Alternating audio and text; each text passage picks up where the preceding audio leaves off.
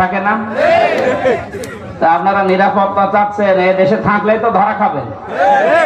মাঝে মাঝে একটু ওকে ঝুঁকি দিচ্ছে, তখনই প্রশাসন যে খপ করে ধরে ফেলছে।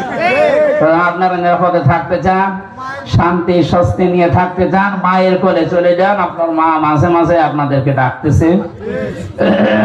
ভিসা করার খরচ, পাসপোর্ট করার খরচ দরকার হয় আমরা দিয়ে দিচ্ছি, কোনো অসুবিধা নেই। কারণ বেশি তো না, 100 জনের মাঝে 14 জন এখন আর আছে, বাকিগুলো সব প্রায় মায়ের ভোগে চলে গেছে, আরো যাচ্ছে। আপনাদের এখানে যিনি দায়িত্বে ছিলেন, আল্লাহ বলি তো বলা যাবে না, কিসের বলি, সেও পালিয়েছে। পাঠা, ঠিক আছে, আল্লাহ তারা পাঠা হিসাবে যেন কিয়ামতে তোলে। দল, মত, জাতি, বর্ণ, ধর্ম নির্বিশেষে কোরআনের এই অনুষ্ঠান